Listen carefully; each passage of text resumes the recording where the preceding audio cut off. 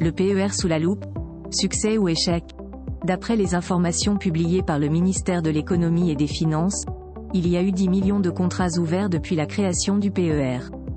Ce chiffre démontre clairement l'engouement vers ce dispositif qui n'existe pourtant que depuis 4 ans.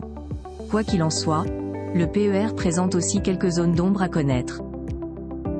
Comprendre le succès du PER. Rappelons que le PER a été mis en place en 2019 par le biais de la loi Pacte dont l'objectif était de développer l'épargne retraite en France.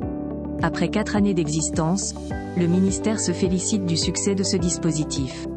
Actuellement, on compte près de 10 millions de PER ouverts en France avec des encours jusqu'à 95 milliards d'euros, soit 55,2 milliards d'euros dans les PER individuels, 21,8 milliards d'euros dans les PER d'entreprises collectives, 18,4 milliards d'euros sur des PER obligatoires. Cette croissance fulgurante des encours de PER s'est traduite en partie par le transfert des anciens produits comme le PERP ainsi que la souscription à de nouveaux contrats.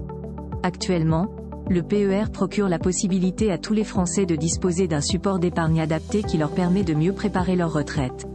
Mais pour réellement profiter de tous ces avantages sans prendre trop de risques, nous vous recommandons de passer par notre partenaire Fortuny. Plusieurs facteurs peuvent d'ailleurs expliquer le succès du PER.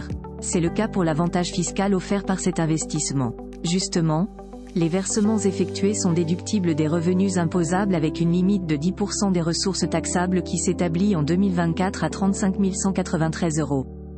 Par ailleurs, les travailleurs indépendants peuvent même bénéficier d'un décompte qui peut atteindre 10% des gains soumis à l'imposition avec une limite de 37 094 € et 15% des rendements compris entre 1 et 8 PASS 2024, c'est-à-dire 48 686 € pour cette année. Au total, les sommes injectées sont donc déductibles avec un plafond maximal de 85 780 €. La flexibilité du PER figure aussi parmi ses atouts. En principe, l'épargne est bloquée jusqu'au départ à la retraite. À ce moment, la sortie peut se faire, soit en capital, c'est-à-dire une seule fois et de façon fractionnée, soit en rente viagère pour se constituer un revenu à vie.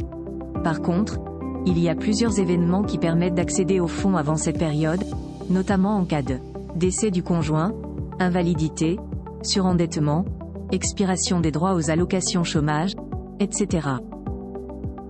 Une bataille qui n'est pas encore gagnée. Certes, les statistiques recueillies semblent plutôt optimistes avec la hausse du nombre de contrats souscrits et l'augmentation des encours. Quoi qu'il en soit, le chemin à parcourir est encore long pour le PER qui n'existe que depuis 4 ans. Actuellement, ce support ne représente que 5% du patrimoine financier des ménages.